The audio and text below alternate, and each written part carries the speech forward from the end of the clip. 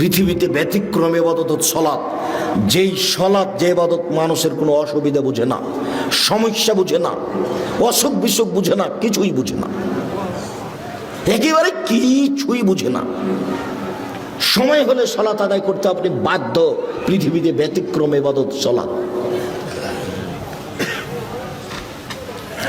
যারা সালাত আদায় করে না তারা কেমন? যারা সালাত আদায় করে না তারা কাফের। রাসূল সাল্লাল্লাহু আলাইহি সাল্লাম বলেন, মান তারাকা সালাতা মুতাআম্মিদান ফাকাদ কাফারা। কেউ যদি ইচ্ছাকৃত সালাত ছেড়ে দেয় তাহলে সে কাফের হয়ে গেল।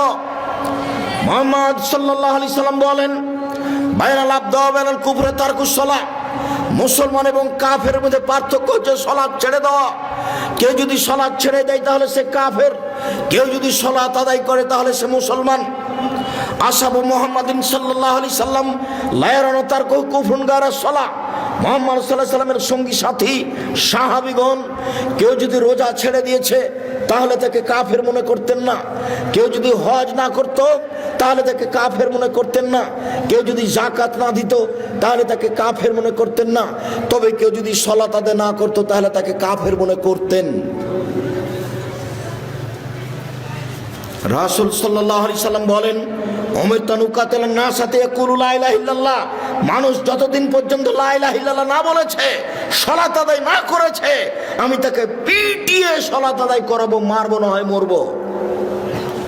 এই হাদিসের ভিত্তিতে সেই কালে ইমাম আহমদ ইবনে হাম্বল রাহিমাহুল্লাহ বলেছেন, কেউ যদি সালাত আদায় না করে তাহলে তাকে কুরবানি করতে হবে। এই হাদিসের ভিত্তিতে সেই কালে ইমাম আবু হানিফা রাহিমাহুল্লাহ বলেছেন, কেউ যদি সালাত আদায় না করে তাহলে তাকে জেলখানায় বন্দি করে পিটিয়ে সালাত আদায় করাতে হবে। এই হাদিসের ভিত্তিতে বর্তমান আরবি বিদ্বানগণ বলছেন, স্বামী নামাজ পড়ে স্ত্রী পড়ে না, স্ত্রী পড়ে স্বামী পড়ে না, তাহলে বিবাহ কেটে গেছে, বিবাহ বাতিল। চেয়ারম্যান লাগে না, মেম্বার লাগে না, খাতা কলম লাগে না, বিবাহ এমনিতে গেছে। এই ছেলে, তুমি কি কারো গায়ে হাত দিয়ে আছো নাকি? রেডি হও। এক খেয়ালে চেয়ে থাকবা তোমাকে যেন পাখি মনে করে পাথর। এক খেয়ালে চেয়ে থাকবে যেন তোমাকে পাখি মনে করে পাথর। সম্মানিত দিনী ভাই বোন, একজন বেনামাজি যদি মারা যায় তো আরবি বিদ্বানগণ বলছেন ওকে শ্মশান ঘাটে ফেলে দিতে হবে। হিন্দু মারা গেলে যেখানে ফেলতে হয় সেখানে ফেলে দিতে হবে, মুসলমানের কবরস্থানে কবর দেওয়া যাবে না। এ কথা বর্তমানে আরবি বিদ্বানগণ বলছেন। অতএব কেউ যদি সালাত আদায় না করে তাহলে তারা কাফের। আমরা বলছি তারা বড় পাপী। একটু কেউ যদি সালাত আদায় করে রাসূলের পদ্ধতি না করে তাহলে সে কেমন? কেউ যদি সালাত আদায় করে রাসূলের পদ্ধতিতে না করে তাহলে ফাওয়াইলুল লিল মুসাল্লিন আল্লাযীনা আন সালাতিহিম সাহুন। যারা সালাত আদায়ের ব্যাপারে অমনোযোগী, ঠিক মতো সালাত আদায় করে না, তারা ওয়াইল নামক জাহান্নামে যাবে। রাসূল সাল্লাল্লাহু আলাইহি সাল্লাম বলেন, যারা ঠিক মতো নিয়ম মতো সালাত আদায় করে না তারা ফেরাউনের সাথে থাকবে। পৃথিবীতে সবচেয়ে বড় বদ মানুষ ফেরাউন। অনেকে আল্লাহ বলে দাবি করেছে। Charles Darwin, Hume, Hegel, Haeckel, Lenin, Karl Marx, Engels, আব্রাহা, আবু জাহাল, আবু লাহাব, দাকেনুস, ডিকেটিস, সক্রেটিস, নমরুদ, ফেরাউন, সাদ্দাদ, কারুন, অনেকে আল্লাহ বলে দাবি করেছে, তবে ফেরাউনের মতো নোংরা দাবি কেউ করেনি। মিশর জাদুঘরে ঢুকে বারবার বলছি, মোহাম্মদ, ফেরাউনের লাশ কোথায় সেখানে চলো। 150 পাউন্ড দিয়ে টিকিট করে ভিতরে ঢুকেছি ফেরাউনকে দেখার জন্য। দীর্ঘ সময় কাটার পরে ফেরাউন কোথায় আছে খুঁজে পাওয়া যায় না। জিজ্ঞাসা করো, জিজ্ঞাসাতে বোঝা গেল আরো 300 পাউন্ডের টিকিট করে ঢুকতে হবে, সেটা এইদিকে। তো টিকিট করার পরে ভিতরে গেলাম, দেখি 12 জন লাশ, প্রায় সবাই একই, 19-20 বোঝা যায় না। একটা লাশের পাশে লেখা আছে আল ফারার আসলি, এ হচ্ছে আসল ফেরাউন।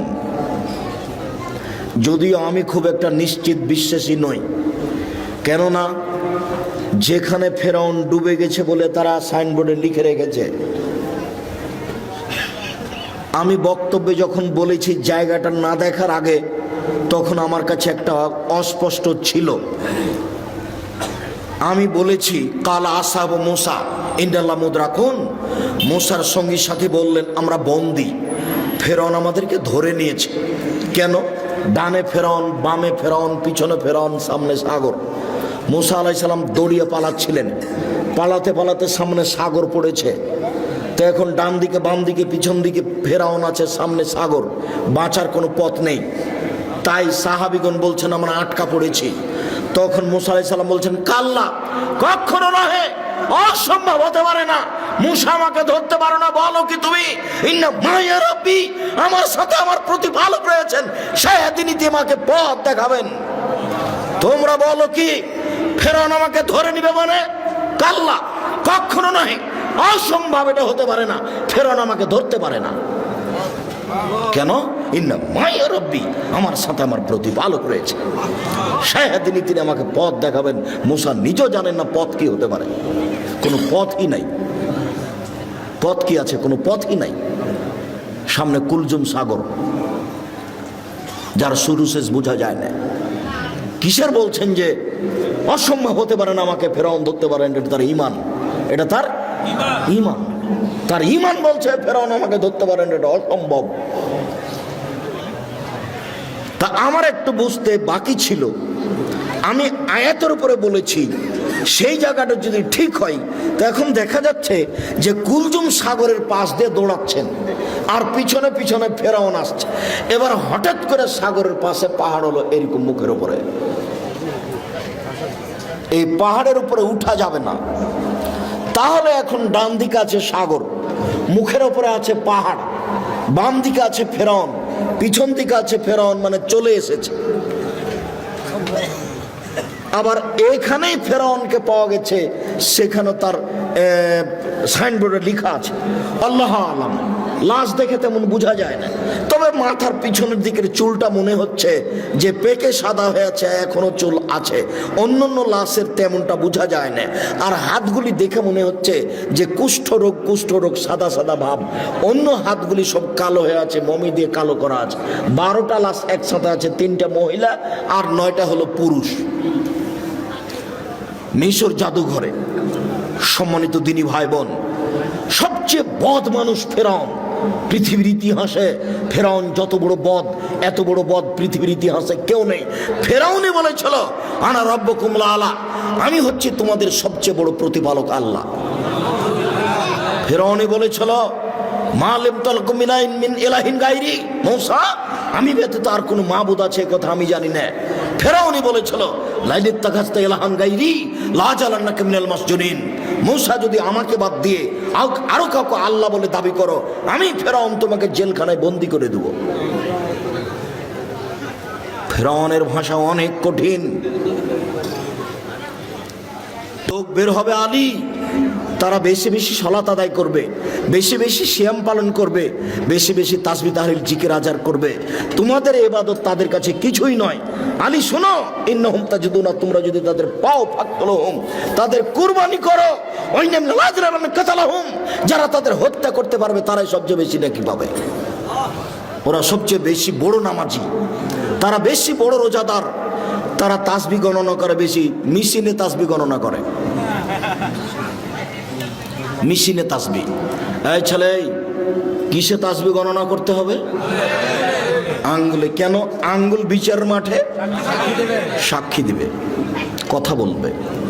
মুরব্বী আব্দুর রাজ্জাক, শোনো বাবা, আমি মুরব্বী মানুষ, আমার বয়স 80, আমি যদি আঙ্গুলে তাসবিহ গণনা করি খালি আমার ভুল হয়, তো আমি কি তাসবিহ দানায় তাসবিহ গণনা করতে পারি?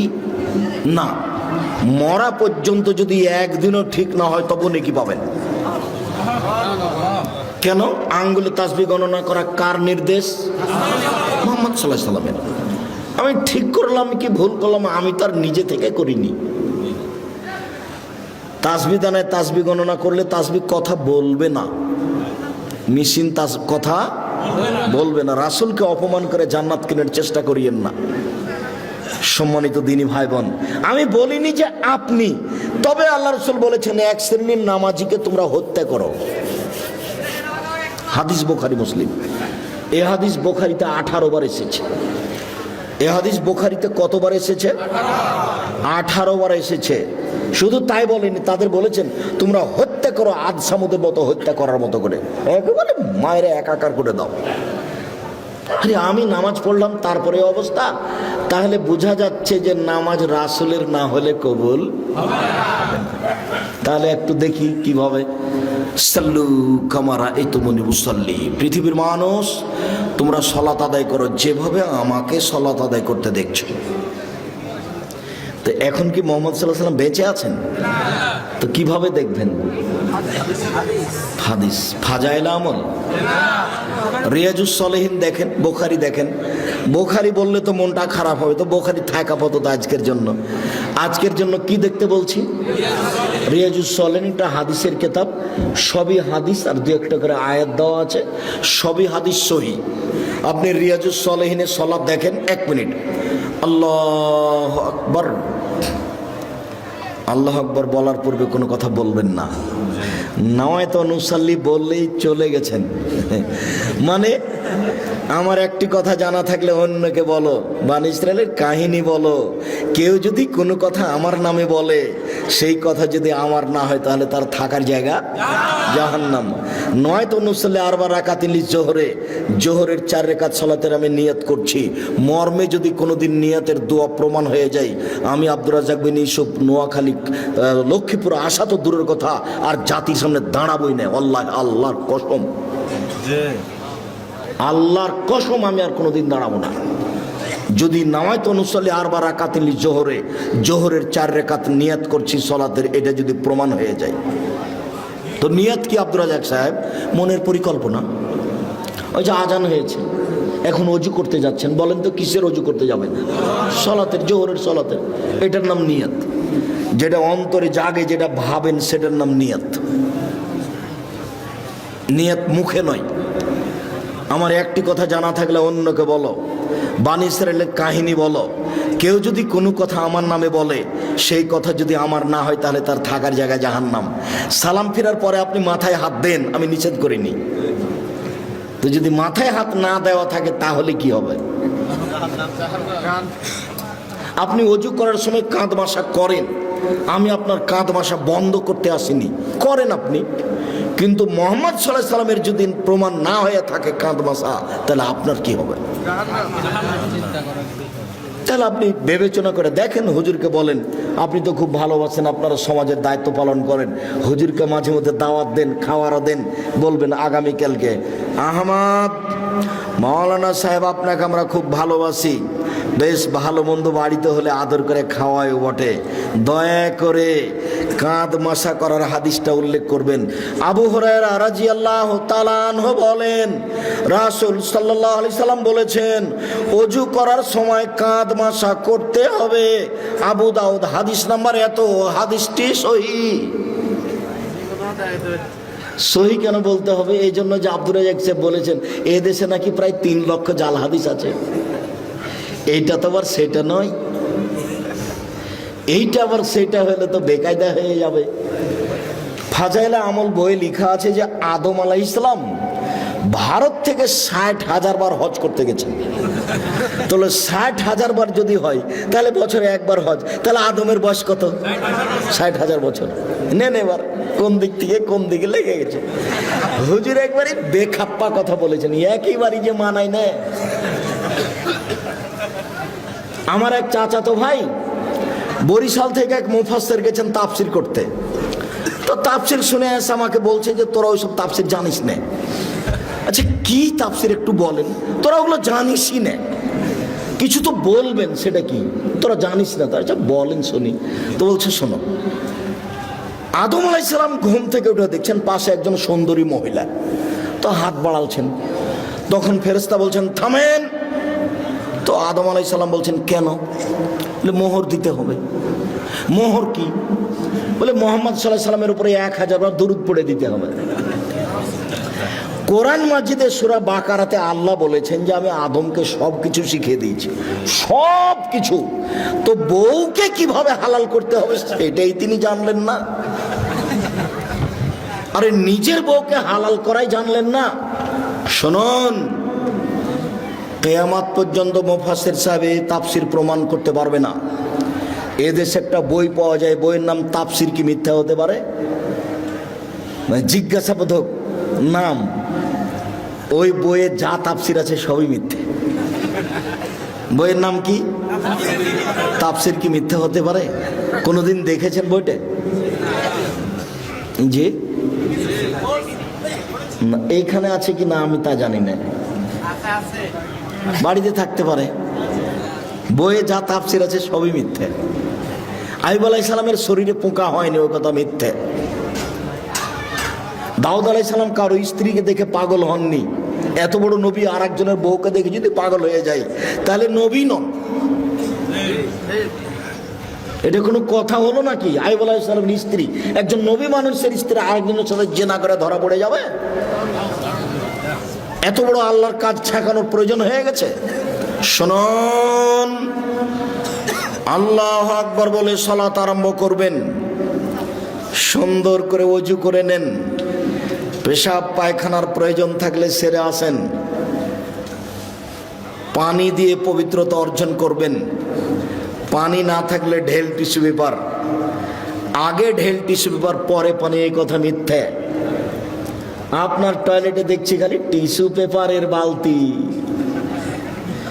আগে ঢেল টিস্যু পেপার, পরে পানি, এই কথা মিথ্যে। ঢেল টিস্যু পেপার নিয়ে 40 কদম হাঁটতে হবে, এটা নোংরামি। পায়ের উপরে পা উঠিয়ে খক খক করা বেহায়াই। আপনি মনে কষ্ট নেন না, আপনি আমার দিনী ভাই। আপনি পবিত্রতা অর্জন করছেন এভাবে। আপনার বউকে 40 কদম হাঁটান দেখি, আপনার বউ ঢেল নিয়ে হাঁটুক দেখি। তো আপনার বউ যদি ঢেল নিয়ে 40 কদম হাঁটে আর পায়ের উপরে পা উঠায়, তাহলে আপনাকে দেখতে কেমন লাগবে? তাহলে আপনাকে, মহিলাটাকে দেখতে যেমন যেমন লাগবে, মহিলাটা আপনাকে দেখতে তেমন তেমন লাগে। এরকম কাজ ধর্ম হতে পারে না। আপনাকে আরো বলছি, 40 কদম পরে আপনি টিস্যু ফেলেন, মনে হবে পেশাব আসলো। 40 কদম নয়, 40 দিন পরে যদি ফেলেন তবুও মনে হবে। কেন? এটা আপনার ধারণা হয়ে গেছে। সহজ পথ। পেশাব হয়ে গেছে, পানি দিয়ে পবিত্রতা অর্জন করেন, হাতটা মেজে নেন। এখন যদি মনে হয় যে এক ফোঁটা পেশাব আসলো, তাহলে ওযু করার সময় একটু পানি এলে লজ্জাস্থানে সামনাসামনি এভাবে ছিটিয়ে দেবেন। বুঝাতে পারিনি? বাস, পবিত্রতা শেষ। আর ভিতরে এটা ধারণা করতে হবে না। ধারণা করলেই 40 কদম পরে যদি টিস্যু ফেলেন তবু মনে হবে। ওই পথই যায় না, বিপদ। আল্লাহু আকবার। ডান হাতের কবজি বাম হাতের কবজির উপরে রাখবেন। 2 পায়ের গোড়ালি জমা করবেন না। রাজশাহী চাঁপাইনবাবগঞ্জে মহিলা বৈঠকে মহিলারা বলছে, বুবু নামাজে যখন দাঁড়াবা বুবু, তখন 2 পায়ের গোড়ালি জমা করে দিও বুবু। যদি 2 পায়ের গোড়ালি ফাঁকা রাখো বুবু, তাহলে লজ্জা স্থানের যোগাযোগ বুবু মাটির সাথে হবে, মাটি অভিশাপ করবে। বুবুর সব কথাই নাকি বুখারীতে আছে। বলছে, বুবু যখন সিজদা করতে যাবা বুবু, তখন হাতে যেমন মাটিতে পড়ে যায়, তেমন মাটিতে পড়ে গিয়ে আঁটো সাঁটো হয়ে সিজদা করিও বুবু। বুককে যদি উরু থেকে পৃথক রাখো বুবু, তাহলে স্তন ঝুলন্ত থাকবে বুবু, পর্দার ব্যাঘাত ঘটবে। বুবুর সব কথাই নাকি বুখারীতে আছে। বলে হিসাব, বুবু ব্লাউজ গায়ে দিয়ে আছে, শাড়ি পরে আছে, শাড়ির ওপরে চাদর আছে। বুবু ঘরে পড়ে ঘরে বসে সালাত আদায় করছে, ঘরের মধ্যে সালাত আদায় করছে। পর্দার ব্যাঘাতের কোনো প্রশ্ন আসে না। মুহাম্মদ সাল্লাল্লাহু আলাইহি ওয়াসাল্লাম যেভাবে সালাত আদায় করতে বলেছেন, পুরুষ নারীকে এভাবেই সালাত আদায় করতে হবে। এটাই চূড়ান্ত হিসাব। পৃথিবীর কোনো মানুষের সালাত আদায়ের জন্য ব্যতিক্রম কোনো প্রমাণ হবে না। সহিহ হাদিস দ্বারা প্রমাণ পেশ করতে হবে, অন্যথায় যা করেছি ভুল হয়েছে। এখন যা দেখছি বাস্তব সেটাই করতে হবে। আল্লাহু আকবার। আল্লাহু আকবার বলার সময় এরকম করতে হবে না, আল্লাহু আকবার, এটা চলবে না। আল্লাহু আকবার, এটা চলবে না। আল্লাহু আকবার, এটা চলবে না। তাহলে এটাও চলে না, তাহলে এটাও চলে না, তাহলে এটাও চলে না। তাহলে কি করতে হবে? কাঁধ সামনাসামনি, একাধিক হাদিস দেখেন,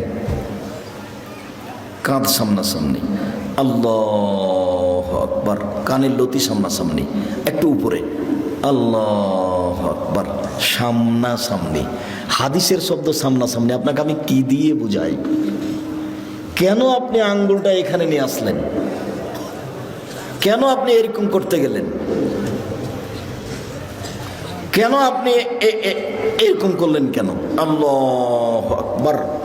ডান হাতের কবজি বাম হাতের কবজির উপরে রাখেন, সহিহ হাদিস। বাহুর উপরে বাহু রাখেন, সহিহ হাদিস। বাহুর উপরে বাহু রেখে যদি ছেড়ে দেন তাহলে বুক থেকে একটু নিচে যাবে, পেটের উপরে থাকবে। আর কবজির উপরে কবজি রেখে বুকের উপরে রাখেন, 5টা সহিহ হাদিস। কবজির উপরে কবজি রেখে একেবারে ছেড়ে দেন নাভির নিচে, 3টে জাল ও জয়ীফ হাদিস। আপনাকে আমি মানার জন্য বাধ্য করিনি। তবে কেউ যদি বলে যে নিচেও বাঁধা যাবে, তো তাকে বলবেন যে জীবনে কোনোদিন উপরে কি বেঁধে দেখেছেন? কথা বুঝাতে পারেননি, বলেই দেখেন আপনি। আমি কোনোদিন মাযহাব নিয়ে আলোচনা করিনি। আমাকে যদি কেউ জিজ্ঞাসা করেছে মাযহাব মানা যাবে কি, তখন আমি বলেছি বিচারের মাঠে আল্লাহ যদি ইমাম আবু হানিফা রাহিমাহুল্লাহকে বলেন যে তুমি কি কাউকে বলেছিলে যে আমাকে মেনে চলো, তাহলে ইমাম আবু হানিফা যদি বলেন না না না না আমি কাউকে মানতে বলিনি, তাহলে আপনার কি হবে? আমি উত্তরে এইটা বলেছি। আমি মানা যাবে না যাবে এই কথা বলিনি। ওনাকে যদি আল্লাহ জিজ্ঞাসা করেন তো উনি কি বলবেন সেটা। আর আপনাকে আমি বলেছি যে 4টা মাযহাব মানতে হবে, এটা আপনি বলছেন, আর চিরদিনই একটা মানলেন, তো আর একটা আপনার এত বড় শত্রু হলো কেন? আর একটা মেনে দেখলেন না একদিন? তাহলে বোঝা যাচ্ছে যে সংকীর্ণতা ভিতরে বিরাজ করে, যার কারণে আমি দল করতে নিষেধ করি। কোনো দল, কোনো সংগঠন, কোনো কিছু করবেন না। এনারা যারা মঞ্চে বসে আছেন তারা যদি কেউ আওয়ামী লীগ হয় তাহলে বিএনপিকে দেখতে পারেন না, যারা বিএনপি তারা আওয়ামী লীগকে দেখতে পারে না। এটা হলো দলের প্রতিক্রিয়া। আমি বলেছি যে 2 বোন একসাথে জন্ম নিয়েছে, যমজ, খুবই সুন্দরী, খুবই ভদ্র, নম্র, দেখতেও সুন্দরী, ভালো পড়াশোনা করেছে। তো একজনের বিবাহ হয়েছে আওয়ামী লীগ লোকের সাথে, একজনের বিবাহ হয়েছে বিএনপির লোকের সাথে। তারা এখন কথা বলে না। এটা কি হলো? এটা হলো প্রতিক্রিয়া। এটা হলো প্রতিক্রিয়া। এটা হলো সংকীর্ণতা। যেহেনটা খালি রাখেন শুধুমাত্র আল্লাহ এবং আল্লাহ রাসূলের কথা মানবো, তখন সব সহজ। আমি আমার জীবনে কোনোদিন বলিনি যে আপনি আমি যেটা বলছি সেটা মানেন। আমি বলেছি আমি যেটা বলছি সেটা সত্য। তবে মানুষ এসে যদি আমার কোনো জায়গাতে ভুল দেখা যায় তাহলে আমি ছেড়ে দিতে বাধ্য থাকবো। আমি তার ফেরেশতা নই। আল্লাহু আকবার। হাত বেঁধে সানা, সুবহানাকা আল্লাহুম্মা ওয়া বিহামদিকা ওয়া তাবারাকা ইসমুকা ওয়া তাআলা জাদ্দুকা লা ইলাহা গায়রুক বলতে পারেন। আল্লাহুম্মা বা'id বাইনি ওয়া বাইনা খাতায়ায়া কামা বা'আদতা বাইনাল মাশরিক ওয়াল মাগরিব। খুব গুরুত্বপূর্ণ দোয়া বলতে পারেন। আউযু বিল্লাহি মিনাশ শাইতানির রাজিম। বিসমিল্লাহির রহমানির রহিম। আলহামদুলিল্লাহি রাব্বিল আলামিন। বিশ্ব জগতের প্রতিপালকের প্রশংসা। আর রহমানির রহিম, তিনি হচ্ছেন পরম দাতা দয়ালু। মালিক ইয়াউমিদ্দিন, তিনি হচ্ছেন বিচার দিনের মালিক। ইয়াকা না'বুদু, একমাত্র তোমার ইবাদত করি। ওয়া ইয়াকা নাস্তাইন, একমাত্র তোমার কাছে সাহায্য চাই। ইহদিনাস সিরাতাল মুস্তাকিম, তুমি আমাকে সোজা পথ দেখাও। সিরাতাল লাযিনা আন'আমতা আলাইহিম, ওই পথ তুমি দেখাবে যাদের ভালোবেসেছো। গায়রিল মাগদুবি আলাইহিম ওয়ালাদ দাল্লিন, ওদের পথ দেখাও না যারা ভ্রান্ত। যাদের উপরে তুমি অসন্তুষ্ট হয়েছ তাদের পথ তুমি দেখাও না। আমিন। দীর্ঘ সময় ধরে তোমার দরবারে যে প্রার্থনা করলাম সেই প্রার্থনা তুমি কবুল করো। মনে রাখবেন সম্মানিত দিনী ভাই বোন, দুয়ার জগতে সবচেয়ে ব্যতিক্রম দোয়া হলো সূরা ফাতিহা। আমার বুঝি, আমি যেটুকু ভাঙাচোরা কোরআন হাদিস বুঝি, তাতে সূরা ফাতিহার চেয়ে পৃথিবীতে দামি কোনো দোয়া নেই। আর একটা মনে রাখবেন, খুব প্রশংসা প্রিয়, খালি আলহামদুলিল্লাহ বললেই খুশি, আলহামদুলিল্লাহ। ওই জন্য আল্লাহ রসুল বলছেন আফজালু দোয়ায়ে আলহামদুলিল্লাহ, সবচেয়ে উত্তম দোয়া কি আলহামদুলিল্লাহ। আলহামদুলিল্লাহ বলার পরে বলছে আকাশ জমিন ভর্তি নেকি দিয়ে দিলাম, যা কত নেকি দিয়ে দিলাম আলহামদুলিল্লাহ। এই জন্য তাসবিতে দিয়ে দেওয়া হয়েছে আলহামদুলিল্লাহ আলহামদুলিল্লাহ আলহামদুলিল্লাহ, মানে খুবই খুশি, খুব প্রশংসা প্রিয়। আপনি খালি আলহামদুলিল্লাহ বলেন খুব খুশি, সুবহানাল্লাহি ওয়া বিহামদিহি বলেন খুব খুশি, সুবহান রাব্বিল আযীম বলেন একবারে খুশিতে আটখান, সুবহান রাব্বিল আলা বলেন খুব খুশি, মানে আপনি তার খুব পবিত্রতা বর্ণনা করেছেন। প্রশংসা করে কিছু চাইলে দিয়ে দিবেন, নেও কি দিবেন নেও, আমি খুশি হয়ে গেছি। প্রশংসা করে শুরু করেছেন, এক সমস্ত প্রশংসা তোমার, আর রহমান রাহিম পরম দাতা দয়ালু তুমি, মালিকে ইয়াউমিদ্দিন বিচার দিনের মালিক তুমি, ইয়াকা নাবুদু একমাত্র তোমারই ইবাদত করি, ওয়া ইয়াকা নাস্তাইন একমাত্র তোমার নিকটে সাহায্য চাই, ইহদিনাস সিরাতাল মুস্তাকিম তুমি আমাকে সোজা পথ দেখাও।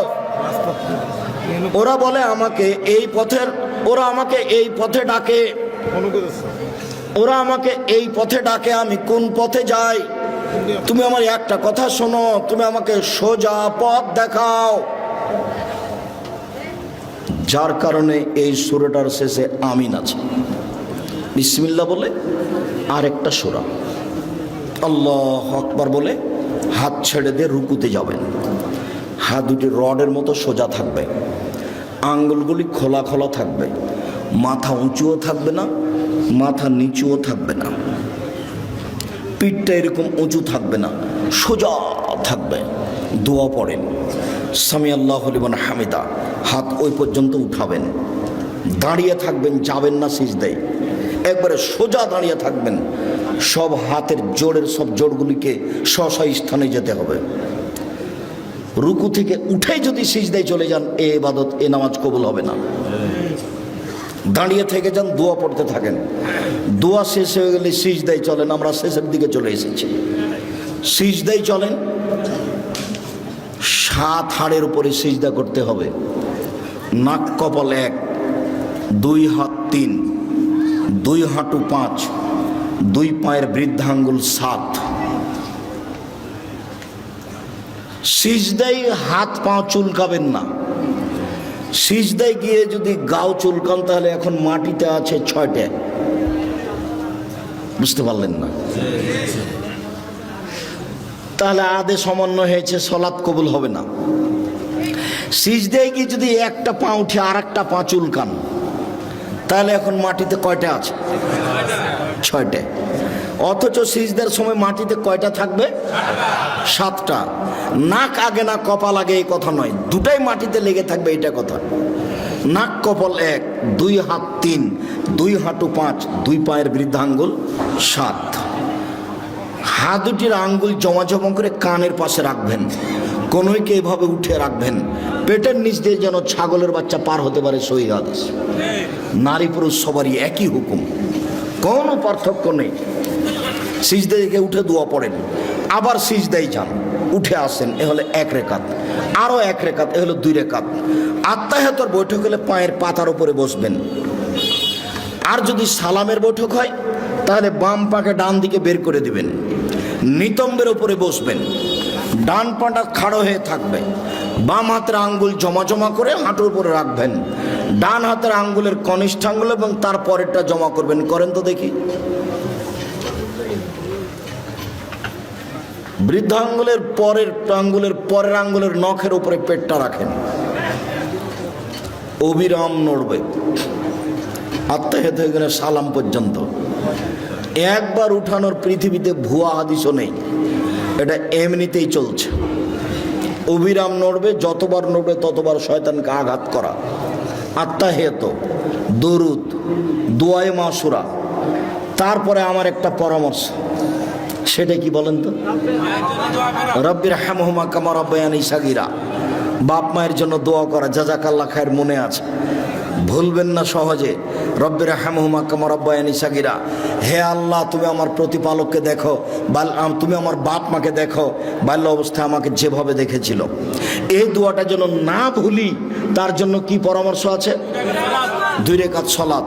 2 রাকাত সালাত আদায় করে আল্লাহকে বলবেন যে একমাত্র দোয়াটা মনে রাখার জন্য আমি এই 2 রাকাত সালাত আদায় করছি, তুমি আমাকে কবুল করো। আসসালামু আলাইকুম রহমতুল্লাহ, আসসালামু আলাইকুম রহমতুল্লাহ। এরপরে যা কিছু হবে তা জিকির। সম্মানিত দিনী ভাই বোন, জিকিরের সবচেয়ে গুরুত্বপূর্ণ জিকির হলো আয়াতুল কুরসি। সালাম ফিরার পরে যদি কেউ আয়াতুল কুরসি বলে তাহলে জান্নাতে চলেই গেছে। তো ঢোকেনি কেন? মরেনি এই জন্য। সম্মানিত দিনী ভাই বোন, আলোচনার শেষে এসে আপনাদের সাথে জরুরি কয়েকটি কথা। তার প্রথম কথা হচ্ছে, আমার মনে হয় এই পর্দাটা যখন আমি উঠেছিলাম তখনই খুলে ফেলতে হতো। পর্দার বাহিরে যারা আছে তারা বুঝতে পারে না যে আমাদের কথার কারণে তাদের অসুবিধা হচ্ছে নাকি, যার কারণে তারা নিয়মিত কথা বলার চেষ্টা করলো, যেটা আমরা পছন্দ করিনি। যা হোক, অনেক দূর থেকে আসার পরেও তারা আমাদের কথাকে মূল্যায়ন করার অনেকে প্রয়োজন মনে করলো না। এটা তাদের অযোগ্যতা, এটা তাদের বিদ্যা বুদ্ধি না থাকার প্রমাণ। কেননা আমরা খুব জোরালোভাবে পেশ করেছি, আমরা জাতির সামনে একটা বাক্য অগ্রহণীয় বলি না। কাজেই কেউ বুদ্ধিমান তারপরে আমাদের কথা শুনবে না, উপেক্ষা করে গল্প করবে, এমনটা হতে পারে না। কেউ কোনোদিন এরকম জায়গাতে টিকতে পারেনি, আজও টিকার কোনো পথ নেই। দ্বিতীয় জরুরি কথা আপনাদের সাথে এই, জামিয়া সালাফিয়া ডাঙ্গিপাড়া পবা রাজশাহী, জামিয়া সালাফিয়া রূপগঞ্জ নারায়ণগঞ্জ ঢাকা, জামিয়া সালাফিয়া 6 মাইল বাবুগঞ্জ বরিশাল, জামিয়া সালাফিয়া তেঘরা বিরল দিনাজপুর, জামিয়া সালাফিয়া সিলেট। জানি না চট্টগ্রামে কখন হবে, তবে নোয়াখালীতে পরিকল্পনা চলছে। লক্ষ্মীপুরের লোকেরা অনেকে দাবি রেখেছে, এখন আমি চূড়ান্ত হিসাব পেশ করিনি, অপেক্ষায় আছি।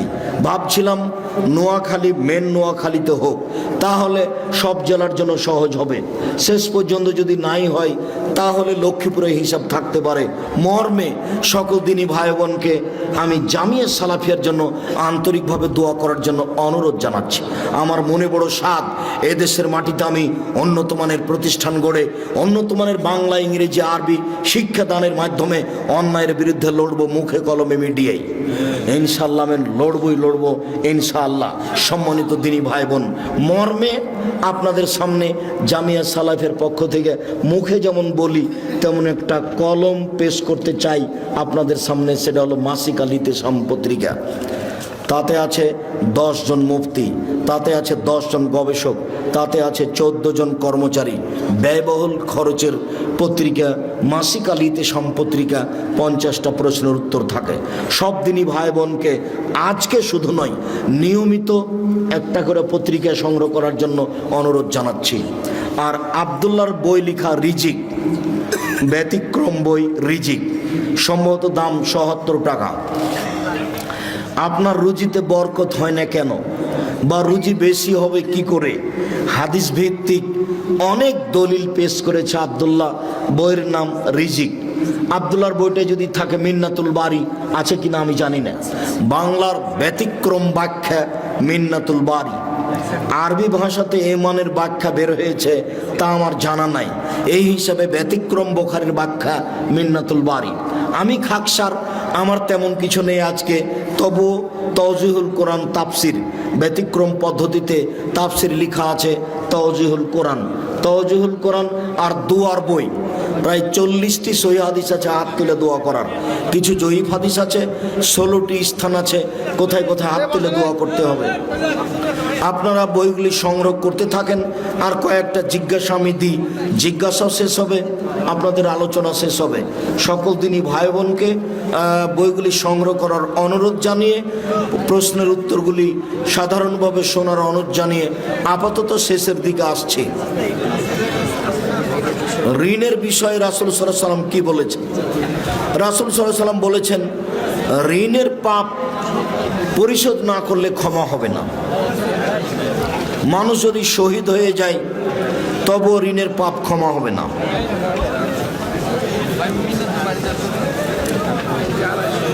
জুম্মার 2টা আজানের বিধান কি? 2 আজান বিদাত। এক আজান সহি হাদিস, 2 আজান উসমান রাদিয়াল্লাহু তাআলা কি বেদাত করেছেন? না, উসমান রাদিয়াল্লাহু তাআলার ইজতিহাদ। যদি ইজতিহাদ প্রয়োজন হয় তাহলে মানতে হবে, প্রয়োজন না হলে এই ইজতিহাদ সেই কালে আব্দুল ইবনে উমর নাকচ করেছে। জাকির নায়েক সম্পর্কে কিছু বলুন। জাকির নায়েক বড় পণ্ডিত মানুষ, সঠিক আকীদার মানুষ। জাকির নায়েকের কথা গ্রহণীয়। দেখেন, দলিল সহ হলে অবশ্যই গ্রহণ করবেন। মৃত ব্যক্তির জন্য কুলখানি, কোরআন খতম, 43 কি যায় জিনা কাবিরা গুনহা। মৃত ব্যক্তির জন্য কোরআন খতম করা যাবে না। মুখে দোয়া করতে হবে, অর্থের দান করতে হবে। রাসূলুল্লাহ সাল্লাল্লাহু আলাইহি সাল্লামকে রুহানি পিতা বলা যাবে কি? জি না। এগুলো হচ্ছে ধর্মের নামে বিকৃত কথা। মুহাম্মদ সাল্লাল্লাহু আলাইহি সাল্লাম কারো রুহানি, নগদ, বাকি কোনো পিতা নন। মুহাম্মদ সাল্লাল্লাহু আলাইহি সাল্লাম হচ্ছেন জনগণের রাসূল, নবী।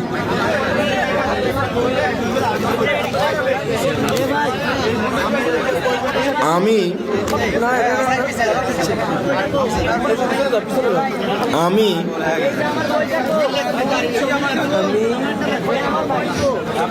পাজালে আমল নামক কিতাবে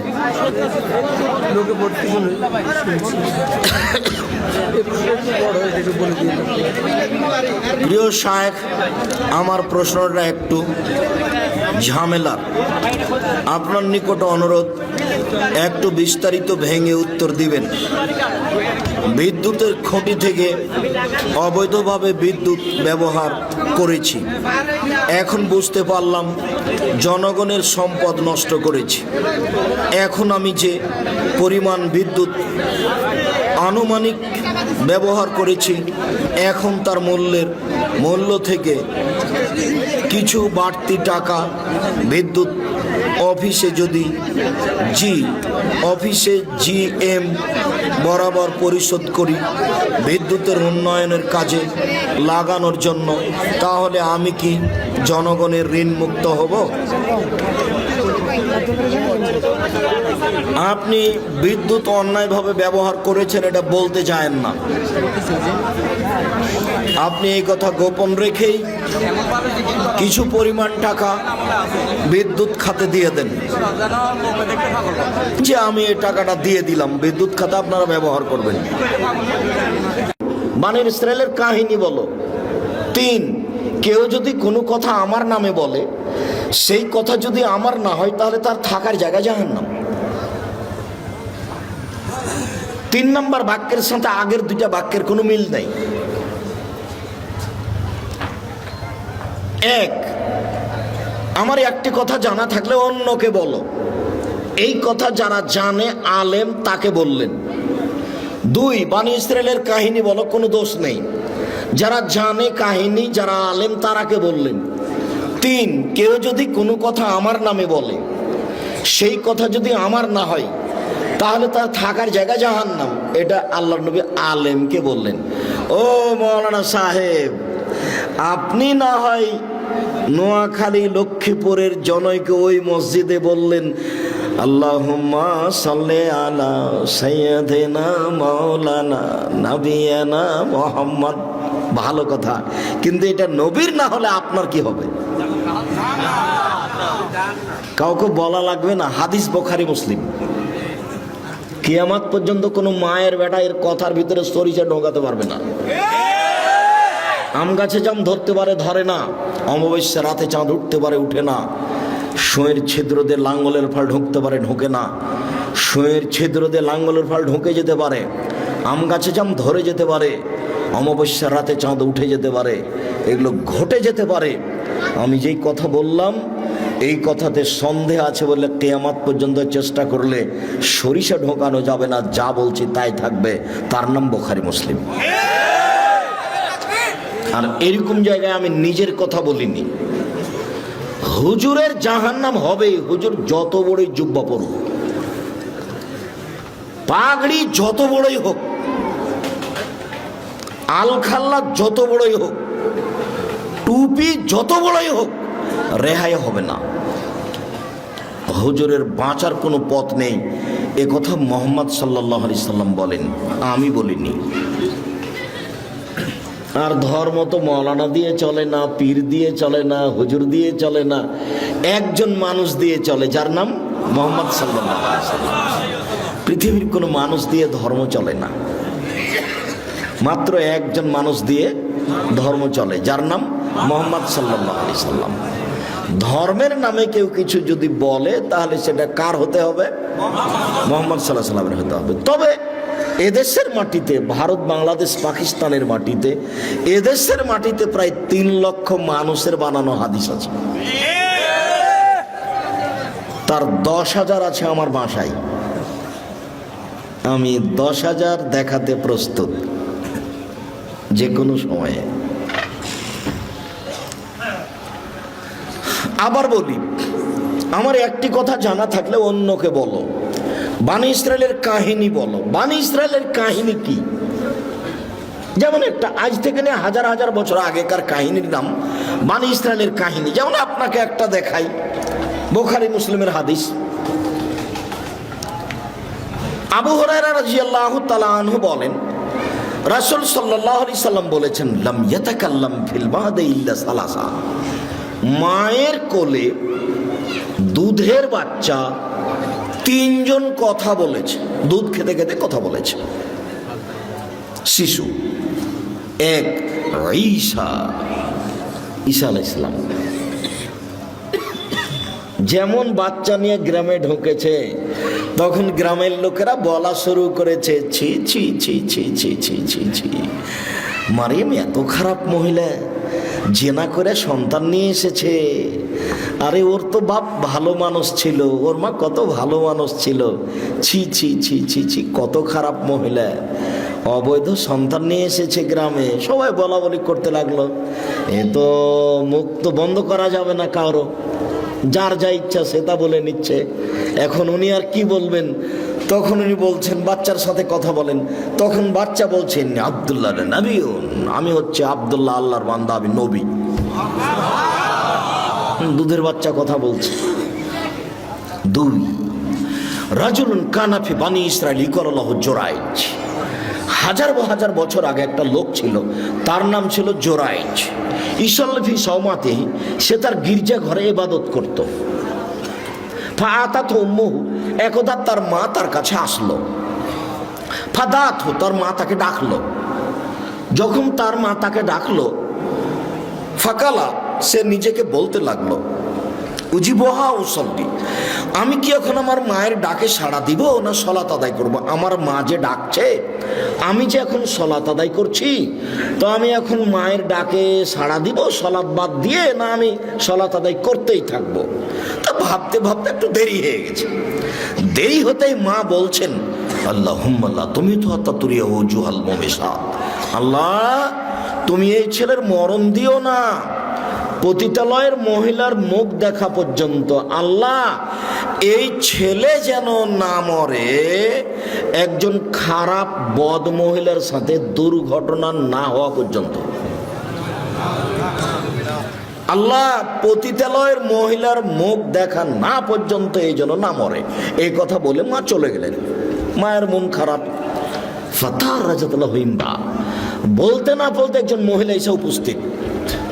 ফাকাল্লামাতহু, মহিলা এসে জোরাইজের সাথে কথা বলল, আমার সাথে জেনায় লিপ্ত হন। ফাআবা, তিনি অস্বীকার করলেন। ছি ছি ছি ছি ছি ছি, তুমি বলো কি কথা?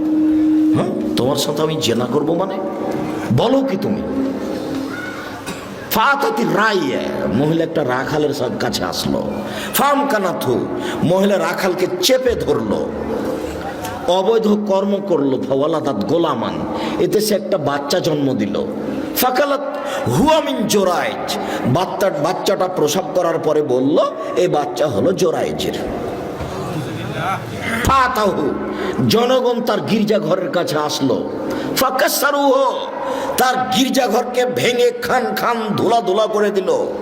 ওয়ানজালুহু, তারা তাকে গির্জাঘর থেকে বের করে টেনে হেঁচড়ে রাস্তায় নামিয়ে দিল। ও সব্বুহু, যার যা ইচ্ছা সে তা গালি দিল। গির্জাঘরে অবৈধ কর্ম করে, এইটা প্রমাণ তাদের কাছে মহিলার মুখের মাধ্যমে। আপনার লক্ষ্মীপুর জেলে 20 বছর 10 বছর থেকে কতজন লোক আছে, ও নিজেও জানে না আমি কেন জেলে, জজও জানে না ঘটনা কি, উকিলও জানে না ঘটনা কি, সাক্ষী বলছে আমি 2 চোখে মারতে দেখেছি, অথচ সেদিনও লক্ষ্মীপুরেই ছিল না, ছিল রংপুরে। তার নাম মিথ্যা সাক্ষী, তার নাম মিথ্যা সাক্ষী। পৃথিবীতে 3য় মহাপাপ হলো মিথ্যা সাক্ষী। তো কথা তো সমাজে ছড়ালো যে জোরাই অন্যায় করেছে, কেউ তো রক্ষা করলো না, যার যেভাবে মনে চলো সে সেভাবে তার সাথে খারাপ আচরণ করলো। ফাকামা, জোরাই দাঁড়ালো, ফাতাওয়াদ্দা, অজু করলো, অসল্লা রাকাতাইন, 2 রাকাত সালাত আদায় করলো। ফাতাল গোলাম, এবার দুধের বাচ্চার কাছে আসলো, দুধের বাচ্চাকে এসে বলল, মানা বুকা, ও দুধের বাচ্চা তুমি বলো তো তোমার বাপকে। কালা আবিয়া রাই, বাচ্চা বলল আমার বাপ রাখাল। ফাকালো, জনগণ বলল, নাবনি সওমা টাকা বিজাবে, জোরাইজ তোমার গির্জাঘর স্বর্ণ দিয়ে বানিয়ে দিব। কালা লাইল্লাবি 3, জোরাইজ বললেন না, আমার গির্জাঘর যা ছিল মাটি দিয়ে বানিয়ে দিতে হবে, তাহাই করিতে হইবে। হাদিস মুসলিম। এর নাম বানি ইসরায়েলের কাহিনী, হাজার হাজার বছর আগের কাহিনী। কাহিনী সত্য, বলতে পারবেন। এই হাদিসে কি বুঝলাম? এক নাম্বার বুঝলাম, ভুলেও কোনোদিন ছেলে মেয়ের জন্য বদদোয়া করবেন না। ছেলে মেয়ে যদি আপনাকে মারে, গালি দেয়, জমি দখল করে নেয়, বাড়ি থেকে বের করে দেয়, তবু মুখ খুলবেন না।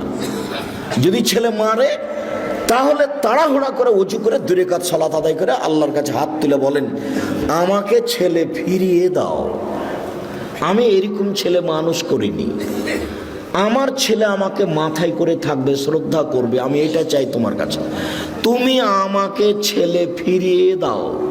2 চোখের পানি ঝরঝর করে ঝরবে, আর আপনি আল্লাহকে কথা বলবেন, ছেলে 24 ঘন্টার মধ্যে আমি ফিরিয়ে চাই।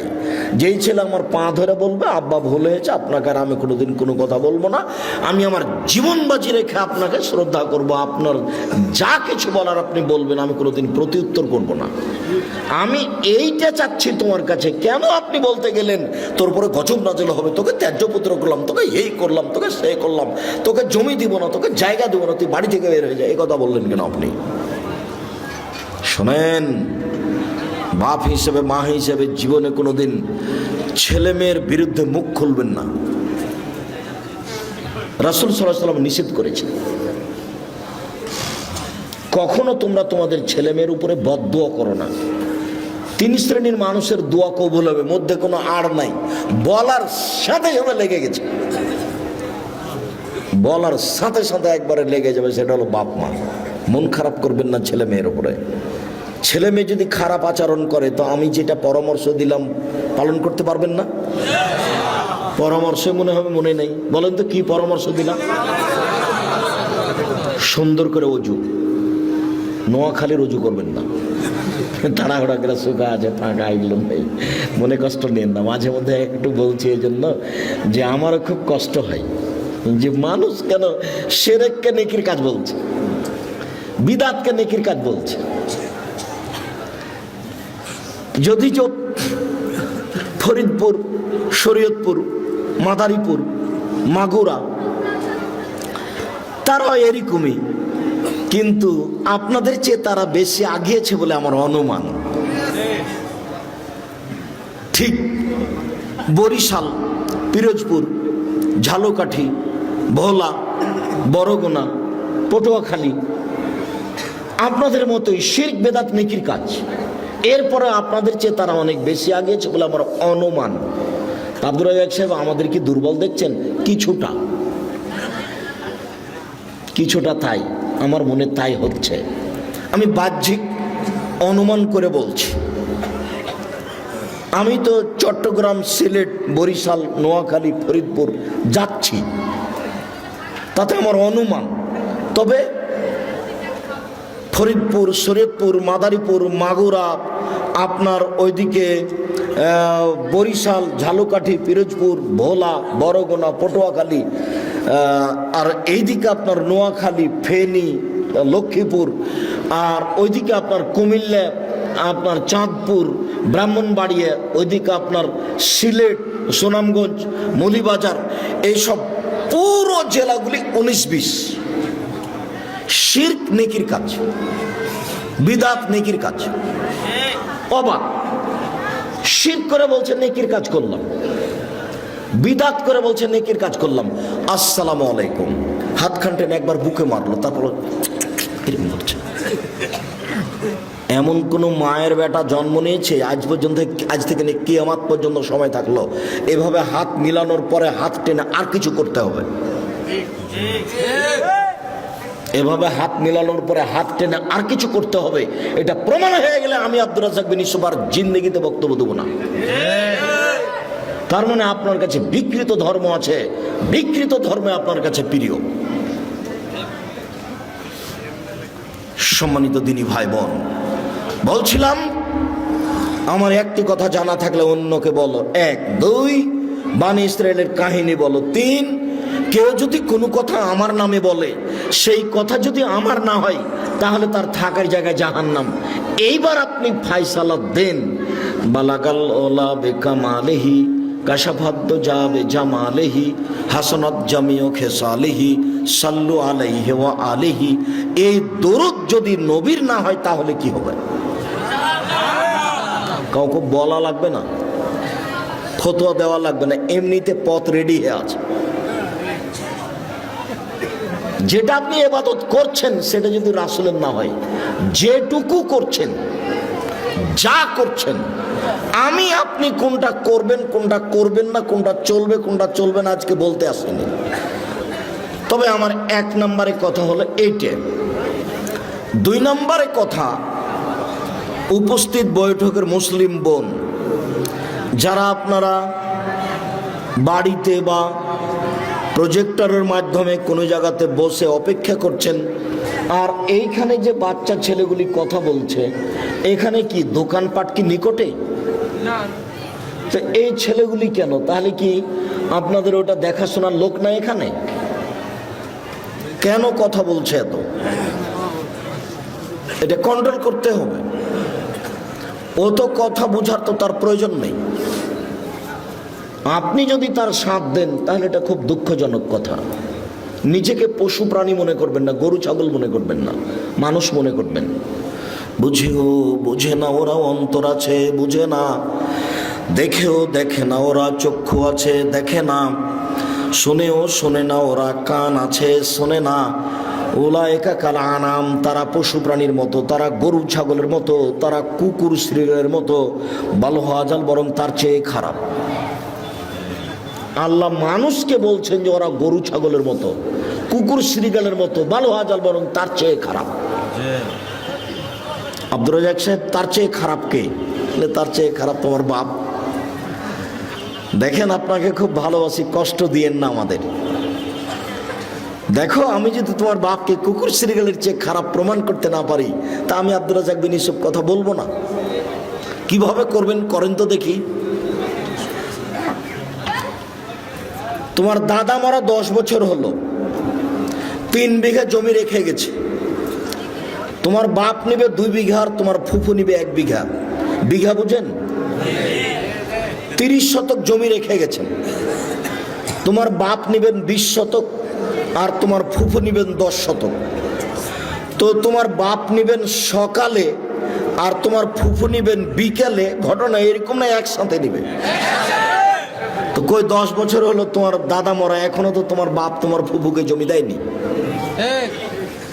এখন তুমি বলো যে আমার বাপ কুকুর শ্রীগালের চেয়ে ভালো। বলো দেখি তোমার কাছে কি প্রমাণ আছে?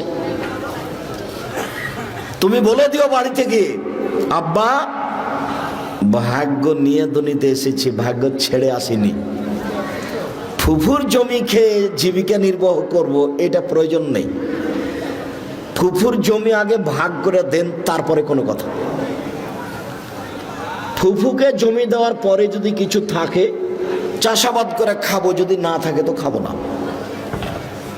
আপনি কি মনে করছেন আব্বা যে ভাগ্য ছেড়ে এসেছি তাই ফুফুর জমি খেতে হবে?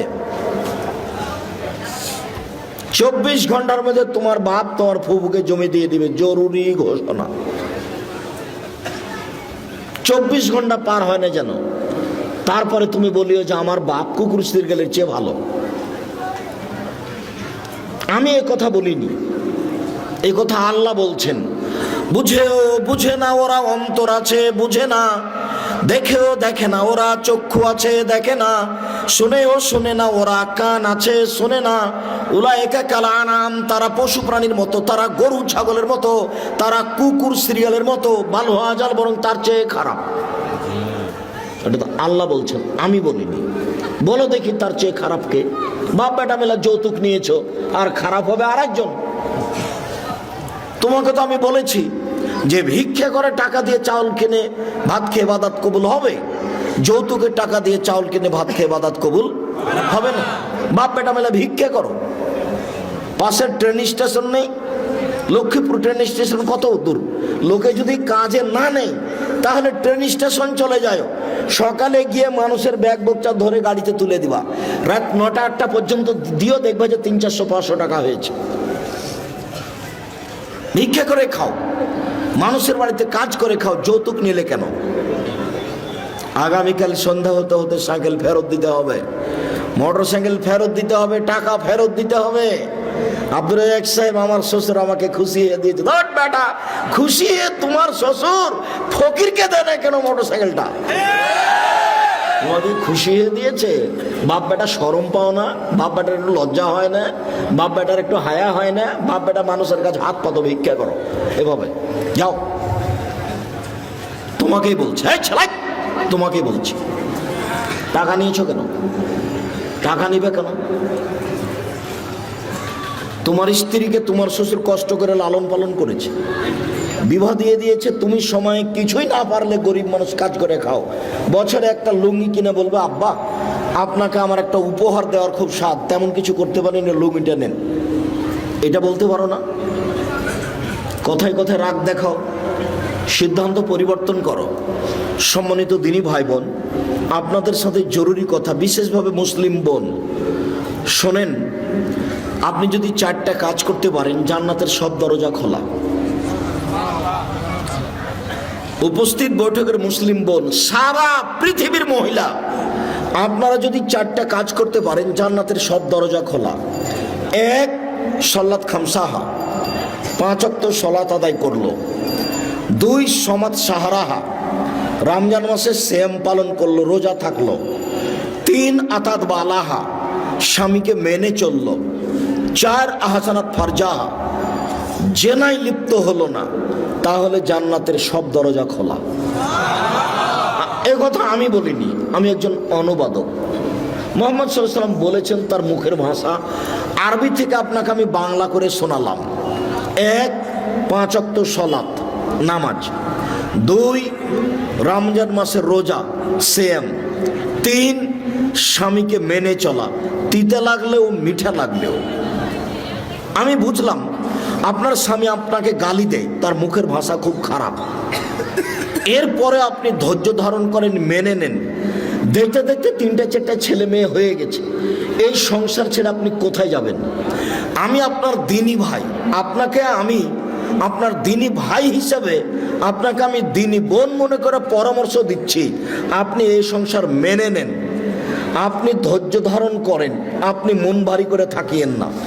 আপনার কাছে 1 গ্লাস পানি চেয়েছে, তা আপনি 1 গ্লাস পানি নিয়ে সামনে থ্যাক্কুস করে রেখে দিয়ে দিকে চলে গেলেন। এটা হবে না। তিতা লাগুক আর মিঠা লাগুক, তার সাথে কথা বলতে হবে, হাসি মুখে থাকতে হবে। 20 দিন পার হয়ে যায়, মাস পার হয়ে যায়, তার সাথে কথা বলেন না। মেয়েকে দিয়ে পানি দিয়ে পাঠান, খাবার দিয়ে পাঠান, কতদিন থেকে স্বামীর সাথে কথা নেই। দেখেন, এই নীতি, এই ঢং বন্ধ করতে হবে। যদি আপনি সামলাতে না পারেন, যদি মনে করেন যে এর সাথে আমার হবে না, তাহলে আপনি খোলা তালাক করেন। স্বামী যদি কোটি টাকা ইনকাম করে, স্বামী যদি পরহেজগার থেকে পরহেজগার তাহাজ্জুদ পড়ে, এরপর আপনি নির্দ্বিধায় ছেড়ে দিতে পারেন। খোলা তালাক। চেয়ারম্যান মেম্বারকে বলতে হবে, ভাই আমি তার সাথে ভাত খাবো না, তার আপনি একটু পৃথকের ব্যবস্থা করে দিন। চেয়ারম্যান একটা খোলা তালাক করে ছেলের কাছে পাঠিয়ে দেবে, বাস কাহিনী শেষ। আপনি 30 দিন পরে আর এক জায়গাতে বিবাহ বসতে পারবেন। খোলা তালাকের বিবাহ বসার সময়সীমা এক মাস। আপনাকে আমি এই সংসারে থাকতে বাধ্য করিনি, তবে আপনি মুখ বন্ধ করে কথা না বলে মাস মাস কাটাবেন, এর অনুমতি নেই। আপনার স্বামীর মুখ খারাপ হবে, এটা মেনে নিলাম। আপনাকে গালি দেয়, এটা আমি মেনে নিলাম। আপনাকে মারে, এটা আমি মেনে নিলাম।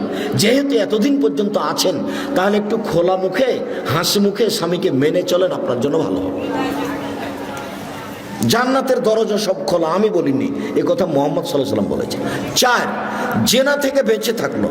যদি আপনার জেনা হয়ে গিয়ে থাকে, তাহলে আপনি তওবা করেন, আপনি ভালোর মধ্যে হয়ে যাবেন। শুধু ভালোর মধ্যে নয়, আপনি যদি খালে সন্তরে তওবা করতে পারেন, তাহলে যে জেনার পাপটা হয়েছে এটা পাল্টা নেকি দিয়ে পূর্ণ হয়ে যাবে। এ কথা আমি বলিনি, এটা আল্লাহ তাআলা বলেছে। আপনার তওবাটা কেমন, এটা আল্লাহ দেখতে চান। শুধু তাই নয়, আল্লাহ তাআলা বলছেন, ওয়ানাহা নাফসা আনিল হাওয়া ফাইনাল জান্নাতা হিয়াল মাওয়া। পৃথিবীর মানুষ শোনো, তোমরা যারা অশ্লীল কাজ থেকে বিরত থাকতে পারবে, আমি আল্লাহ তোমাদেরকে জান্নাতুল মাওয়া দিয়ে দিলাম। তুমি যদি আজকে প্রেমের গল্প বন্ধ করতে পারো, তুমি যদি বলতে পারো আস্তাগফিরুল্লাহ ওয়া আতুবু ইলাইহি, জিন্দেগিতে আমি তোমার সাথে আর কোনোদিন মোবাইলে কথা বলবো না, তোমার সাথে আমি প্রেমে লিপ্ত হব না, এইটা তুমি যদি কঠোর হাতে শক্ত হাতে মজবুত করে বন্ধ করতে পারো, তাহলে আল্লাহ বলছেন আমি তোমাকে জান্নাতুল মাওয়া দিয়ে দিলাম। যেটা আল্লাহর ওয়াদা, কোনো মানুষের কথা নেই। ওয়ানাহা নাফসা আনিল হাওয়া, যে নিজেকে প্রবৃত্তি থেকে ঠেকাতে পারলো, আমি আল্লাহ তার জন্য নিজের কিছু করার ছিল না। একটা ঘটনা আপনাকে শোনাই, বুখারী মুসলিমের হাদিস। আল্লাহ রাসূল এক গ্লাস পানি নিয়ে একটু খাওয়ার পরে, এখন ডান দিকে দিতে হবে, এটা নীতিগত হিসেব। তো ডান দিকে আছে ছোট ছোট বাচ্চা, বাম দিকে আছেন আবু বকর সিদ্দিক, উমর। তখন আল্লাহ রাসূল ছোট ছোট বাচ্চাগুলিকে বলছেন, এই শোনো শোনো শোনো, তোমরা আমাকে একটু অনুমতি দাও না, আমি গিলাসটা এদিকে দিই। বাম দিকে বড় মানুষ আছে, কিন্তু আমি তো দিতে পারি না, আমাকে ডান দিক থেকে দিতে হবে, তো তোমরা একটু অনুমতি দাও আমাকে। তখন বাচ্চারা বলছে, না না না না, আপনার পক্ষ থেকে পানি আমরা পাবো, সেটা অন্য কাউকে দিব, এটা হতে পারে না। তখন আল্লাহ রাসূল বলছেন, নাও নাও, তাহলে তোমরাই নাও, নাও তোমরাই নাও। হাদিস বুখারী মুসলিম। এটা আপনি কি বুঝলেন? পৃথিবীর সবচেয়ে বড় মানুষ, এত বড় দামি মানুষ আল্লাহ পৃথিবীতে কাউকে সৃষ্টি করেননি। বিচারের মাঠে যেদিন কেউ কথা বলতে পারবে না, সেদিন তিনি বলবেন, সালমা তুতা ওয়াসফাতু সাফা, মাথা উঠান বলেন, যা বলবেন আমি আল্লাহ তাই মেনে নিব, যা সুপারিশ করবেন আমি তাই গ্রহণ করব। আপনি একটু বলেন কি বলতে চান, যাহাই বলবেন তাহাই মেনে নিব, যা সুপারিশ করবেন তাহাই গ্রহণ করব। এই কথা আল্লাহ বারবার বলবেন বিচারের মাঠে। ইনি হচ্ছেন মুহাম্মদ সাল্লাল্লাহু আলাইহি ওয়াসাল্লাম। এত বড় মানুষ বাচ্চা ছেলের কাছে অনুমতি চাচ্ছেন। আর একটা জিনিস, ডান দিক থেকেই দিতে হবে। নিজে থেকে তো একটা ধর্ম বানাতে পারেন, আচ্ছা এই শোনো, ডান দিক থেকে দেওয়ার নিয়ম, কিন্তু আমি আজকে বাম দিক থেকে চালু করে দিলাম, এটা বলতে পারতেন, কিন্তু ধর্ম তার নিজের নয়, উপর থেকে যা বলেছেন তাই হবে। তাহলে পীর সাহেবের কি হবে? আপনাকে আর পীর সাহেবকে দেখে আমার মাঝে মধ্যে খুব অবাক লাগে। আর যেসব দিনী ভাই বোন আমার বিরুদ্ধে বলে, তাকেও দেখে আমার অবাক হয় যে আমি তো কোনোদিন অপ্রয়োজনীয় বাক্য বললাম না, তো আমার পিছনে লাগলো কি করে, কেন এ কথা বলছে? আচ্ছা, আমি না হয় চাঁপাইনবাবগঞ্জ পল্লী এলাকাতে বক্তব্য দিতে গিয়ে বলেছিলাম, ঘটনাটা ছিল এই যে চাঁপাইনবাবগঞ্জ পল্লী এলাকার মহিলারা বাড়ির পিছন দিকে গিয়ে সমতল মাটিতে বসে পেশাব করে। তো সমতল মাটিতে বসে পেশাব করলে পেশাব ছিটে এসে গায়ে লাগবে। মানুষের পেশাব ভয়াবহ, ইবাদত কবুল হবে না, না ধুইলে কবরে শাস্তি হবে। পক্ষান্তরে চাঁপাইনবাবগঞ্জের মহিলা পুরুষ গাভীর পাশ দিয়ে গেলে গাভী যদি পেশাব করে তাহলে কাপড়টা গুটিয়ে ধরে, দূর দিয়ে যায়, যেন গাভীর পেশাব কাপড়ে না লাগে। অথচ যেসব প্রাণীর গোশত খাওয়া যায় সেসব প্রাণীর পেশাব নাপাক নয়। ওটা হাদিস বুখারী মুসলিম। আমার কিছু করার নেই। উটের পেশাব খেতে আল্লাহর নবী বলেছেন, আমি কি করতে পারি বলেন? হাদিস বুখারী মুসলিম। পৃথিবীর সবচেয়ে দামি মানুষ যার হাতে ধর্ম নির্ভর করে, তিনি বলেছেন যে তোমাদের পেট ফুলে গেছে, তোমরা উটের পেশাব খাও। যেখানে ছাগল বাঁধা থাকে সেই জায়গাতে তিনি সলাত আদায় করতে বললেন, নামাজ পড়তে বললেন, যে অথচ ছাগলের পেশাব আছে। আমি কি করতে পারি? আমি ওটা বলতে চাইনি এই কথাটি, আমি পরিস্থিতিতে বলেছি যে আরে আপনি গাভীর পেশাব থেকে বেঁচে থাকতে চাচ্ছেন, অথচ গাভীর পেশাব বালতিতে করে নিয়ে কাপড় ভিজিয়ে সেই কাপড়ে সলাত আদায় করলে কোনো সমস্যা নেই। আমি একটা জোর দিতে গিয়ে কথাটা বলেছিলাম, কিন্তু কথাটা এসে নোয়াখালীতে এইভাবে ধরা পড়বে তা আমি বুঝতে পারি। যে আমি সরাসরি বলে দিলাম যে গাভীর পেশাবে কাপড় ভিজান তারপর সালাত আদায় করেন, তার এটাই করতে হবে? জি না, ভুল হিসাব, আমি এটা বলিনি। আমি এইভাবে কথাটা জোর দিতে গিয়ে বলেছিলাম, সরাসরি এই কথা বলেছি এই কথা নয়। তার উপরে যে কথা বলেছি সেই কথা আমাকে ফেরত নিতে হবে না। তবে আমি মানুষ, অবাক লাগে আপনি কিভাবে বিরুদ্ধে এত কথা বলতে পারেন। আমার জীবনে আমি কোনোদিনও অপ্রয়োজনীয় বাক্য বলিনি। আমার জীবনে 90 সাল থেকে আমি মাঠে আছি, 90 সাল থেকে আমার জীবনে কোনোদিন আমি কেসা কাহিনী বলিনি। পুরো জীবন আমি কেসা পাবেন না। আমি যদি কারো কথা নকল করেছি তখন এভাবে বলেছি, তখন কেসাটা এভাবে দেখিয়েছি। যে জনৈক বক্তা বক্তব্যে বলছেন, একদিন গভীর রাতে বাইজিদের মাতা পানি চাইলেন। বাইজিদ দেখেন বাড়িতে পানি নাই, দূরে পানি আনতে চলে গেলেন। পানি নিয়ে এসে দেখেন মাতা ঘুমিয়ে গেছেন। বাইজিদ গিলাস হাতে করে মায়ের পাশে দাঁড়িয়ে থাকলেন। সকাল হয়ে গেল, মায়ের ঘুম ভেঙে গেল। মা দেখে পাশে বাইজিদ গিলাস নিয়ে দাঁড়িয়ে আছে। বাবা বাইজিদ তুমি কেন দাঁড়িয়ে আছো? আম্মা আপনি সন্ধ্যা রাতে পানি চেয়েছিলেন, দেখি বাড়িতে পানি নাই, দূরে পানি আনতে গেলাম, পানি নিয়ে এসে দেখে আপনি ঘুমিয়ে গেছেন। আমি চিন্তা করলাম রাতের কোনো অংশে যদি আমার আম্মা পানি চান, আমি যদি নির্ধারিত সময়ে পানি দিতে না পারি তাহলে আমি উপযুক্ত সন্তান হতে পারবো না। সেই জন্য আমি গিলাস নিয়ে দাঁড়িয়ে আছি। মা গিলাসটা হাতে করে পানিটুকু পান করে নিয়ে বাচ্চাকে শুইয়ে দিয়ে আল্লাহর দরবারে প্রার্থনা করতে লাগলেন, আল্লাহ আমার বাইজিদের প্রতি আমি খুশি হয়ে গেছি, তুমি আমার বাইজিদকে কবুল করে নাও। মায়ের দোয়া কবুল হয়ে গেল, বাইজিদ বড় আলেম হয়ে গেলেন। ঘটনা মিথ্যে। আমি যদি বক্তব্য কণ্ঠস্বরে কোনো কথা বলে থাকি, যদি কাহিনী বলে থাকি, তা আমি কারো কথা নকল করে এভাবে বলে দেখিয়েছি আপনাকে, দিয়ে বলেছি যে এটা আপনি প্রমাণ করেন, আমার মরা পর্যন্ত সময় থাকলো। দেখি আপনি কিভাবে প্রমাণ করবেন। 30 পারা কোরআন আপনার চোখে ধরে না, এটা একটু অনুবাদ করে শোনাতে পারেন না? মুহাম্মদ সাল্লাল্লাহু আলাইহি ওয়াসাল্লামের 23 বছরের জীবন, 30,000 সহিহ হাদিস আপনার একটু চোখে পড়ে না? আপনি একটু এগুলো শোনাতে পারেন না? নোয়াখালী লক্ষ্মীপুর বাড়ি হলেই কি একবারে শুনে নাহমাদুল্লাহ নাস্তাগফির বলে কাহিনী শুরু করে দিতে হবে? রিয়াজুস সলেহিন থেকে খাওয়ার উপরে, পান করার উপরে 10টা হাদিস মুখস্থ করে বলা যায় না? রিয়াজুস সলেহিন থেকে 20টা হাদিস মুখস্থ করে সালামের উপরে বলা যায় না? রিয়াজুস সলেহিন থেকে সুদ ঘুষের উপরে 10টা হাদিস বলা যায় না? কেন আপনি এখানে আসলেন? কেন আপনি আসবেন এখানে? কেন আপনার মসজিদে ফাজাইল আমল থাকবে? আপনার একটু হাদিস গ্রন্থ হয় না? আপনার চোখে পড়ে না? কেন আপনি ওসব বলবেন যে কিসসা কাহিনী দিয়ে শোনাবেন? কেন আপনি করবেন এটা? কি প্রমাণ আছে তার?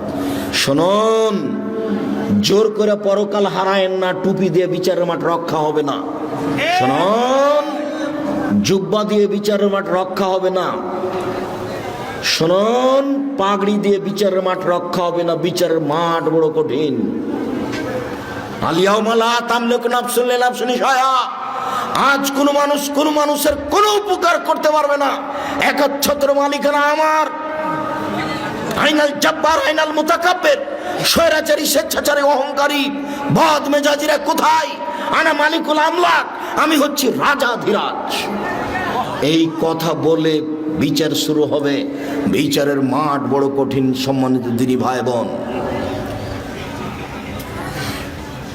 স্বামীকে মেনে চলেন। তিনটা গুণের ভিত্তিতে একজন মহিলা ভালো হতে পারে। এক, স্বামীর সাথে কথা বললে হাসি মুখে বলে। দুই, স্বামী আদেশ করলে পালন করে। তিন, স্বামী বাড়িতে না থাকলে নিজেকে গুটিয়ে হেফাজতে রাখে। ভাবির বাড়ি চাচির বাড়ি চলে যায় না, মোবাইলে গল্পে লিপ্ত হয় না, নিজেকে হেফাজতে রাখে। মনে থাকবে কি? ভালো মহিলার কয়টা গুণ বলেন তো দেখি? তিনটে। এক, স্বামীর সাথে কথা বললে হাসি মুখে বলে। দুই, স্বামী আদেশ করলে পালন করে। তিন, স্বামী বাড়িতে না থাকলে নিজেকে হেফাজতে রাখে। এই তিনটা গুণের ভিত্তিতে একজন নারী ভালো হতে পারে। এবার আপনাকে নিয়ে একটা কথা বলে আমরা আলোচনায় যাচ্ছি। আপনি কে? আপনার পরিবারের উপরে আপনার কি ক্ষমতা আছে? প্রেসিডেন্ট আইয়ুব, পাকিস্তানের প্রেসিডেন্ট মার্শাল্লাহ জারি, দেশে 44 ধারা জারি আছে, কারফিউ জারি। সন্ধ্যার পরে কেউ বাড়ি থেকে বের হতে পারবে না, 4টায় যাতায়াত বন্ধ। সেদিন একটা ভ্যানওয়ালা বলছে যে খুব তাড়াতাড়ি বাড়ি যেতে হবে। বলে কেন? বলে ফখরুদ্দিনের যুগ। কি যে হয়! রাজশাহী মেডিকেলে গিয়ে দেখছি যে মেডিকেল একটা কলার ছালও নাই, মানুষও নাই। আমার নিজের কথা বলছি, নিজের চোখের দেখা কথা। আর ভ্যান চালকের কথা আমি নিজে নকল করছি। তার নাম ক্ষমতা। আপনি হচ্ছেন এই বাড়ির মালিক। এই বাড়িতে 44 ধারা জারি থাকবে আপনার পক্ষ থেকে। আপনার মেয়ে এখন এখানে এসে গল্প করছে মানে আপনি কাপুরুষ। আপনার ছেলে বেড়ি সিগারেট খায়, দোকানে আড্ডা পিটে, মানে আপনি কাপুরুষ। আপনার বিবাহ করা ঠিক হয়নি। আপনার ছেলে জন্ম দেওয়া ঠিক হয়নি। পুরুষ মানে ক্ষমতাধর। এই বাড়িতে তার ক্ষমতা চলবে, যা বলবে তাই হবে, তার নাম ক্ষমতা। এই বাড়িতে কারফিউ জারি থাকবে, তার নাম বাপ। এ কথা আমি বলিনি। বাড়ির পূর্ণ নিয়ন্ত্রণ ক্ষমতা বাপের হাতে থাকবে, এই কথা মুহাম্মদ সাল্লাল্লাহু আলাইহি ওয়াসাল্লাম বলেন। অতএব এক, ফাকসুহা মাক্তাসাইতা, যে মানের কাপড় আপনি পরবেন বউকে সে মানের পরাবেন। দুই, আতেমা মাতায়েমতা, যে মানের খাদ্য আপনি খাবেন বউকে সে মানের খাওয়াবেন। তিন, অলা তুকাব্বে, বউকে কখনো কটু কথা বলবেন না। বলবেন না যে তোমার ঠোঁটটা কালো, ভুলেও কোনোদিন বলবেন না। একবার ঠোঁট কালো বললে 10 বছর আপনাকে ভালোবাসবে না। ভুলেও কোনোদিন বলবেন না যে ঠোঁটটা মোটা, তোমার রংটা কালো, এভাবে বলবেন না। ভুলেও কোনোদিন শ্বশুর শাশুড়িকে গালি দিবেন না। একদিন শ্বশুর শাশুড়িকে গালি দিলে আপনার বউ আপনাকে জীবনে কোনোদিন ভালোবাসবে না। ভুলেও কোনোদিন কটু কথা বলবে না। এই ছেলে, তোমাকে বলছি, বউয়ের সাথে তোমার এত খারাপ ব্যবহার কেন? তুমি কথাও কথা তোমার স্ত্রীকে গালি দাও কেন? ও কি পশু প্রাণী নাকি? ও কি তোমাদের বাড়ির কুকুর শ্রীগাল পশু প্রাণী? তুমি তোমার বউকে এত তুচ্ছভাবে দেখো কেন? মুহাম্মদ সাল্লাল্লাহু আলাইহি ওয়াসাল্লাম বলেছেন বউকে কটু কথা বলবা না। চার, ওলা তাজরিবাল ওয়াজহি, মুখের উপরে মারবা না। পাঁচ, ওলা তাতরুকা ইল্লা ফিল বাইতে, তুমি তোমার বাড়ি ছাড়া তোমার বউকে কোথাও যেতে দিবা না। ও খালার বাড়ি যেতে পাবে না, ও ফুফুর বাড়ি যেতে পাবে না, ও ভাবির বাড়ি যেতে পাবে না, ও মায়ের বাড়ি যেতে পাবে না। জরুরি প্রয়োজন ছাড়া বাড়ি ত্যাগ করতে পারবে না। এই কথা মুহাম্মদ সাল্লাল্লাহু আলাইহি ওয়াসাল্লাম বলেন, আমি বলিনি। ও আপনার বাড়ির বাইরে যেতে পারে না। বিবাহের বাড়িতে যাওয়ার কোনো প্রশ্নই আসে না। বিবাহের বাড়িতে গেলে স্বামীর সংখ্যা বেশি হয়ে যাবে।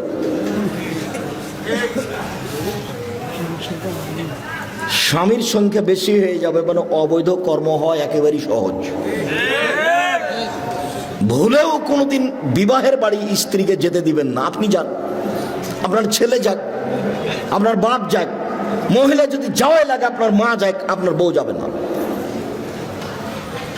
বইয়ের উপর একটা কন্ট্রোল ক্ষমতা থাকতে হবে, এই কথা মুহাম্মদ সাল্লাল্লাহু আলাইহি ওয়াসাল্লাম বলেন। এই বাড়িতে আপনার পক্ষ থেকে কারফিউ জারি থাকবে, 5টা জিনিস জরুরি। মহান আল্লাহ বলেন, ফাসাল্লি লিরাব্বিক, পৃথিবীর মানুষ তোমরা তোমাদের প্রতিপালককে সন্তুষ্ট করার জন্য সালাত আদায় করো। মুহাম্মদ সাল্লাল্লাহু আলাইহি সাল্লাম, আপনি আপনার প্রতিপালককে সন্তুষ্ট করার জন্য সালাত আদায় করুন। মহান আল্লাহ বলেন, হাফিজু আলাস সালাওয়াতি ওয়াস সালাতিল উস্তা, পৃথিবীর মানুষ তোমরা 5 ওয়াক্ত সালাত আদায় করো, বিশেষভাবে আসরের সালাত আদায় করো।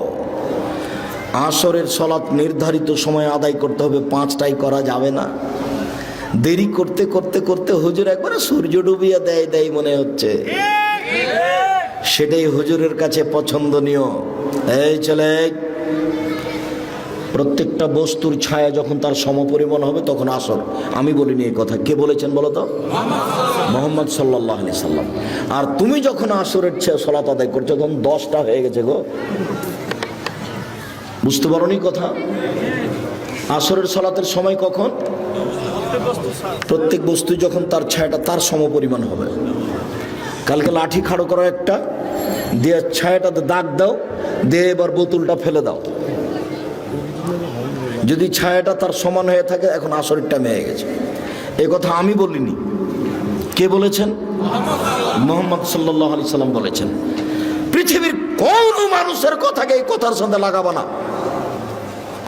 আমি আব্দুর রাজ্জাক বিন ইউসুফ 5 পয়সা দাম নেই, পৃথিবীর কোন মানুষের কথাকে এই কথার সঙ্গে লাগাবো না।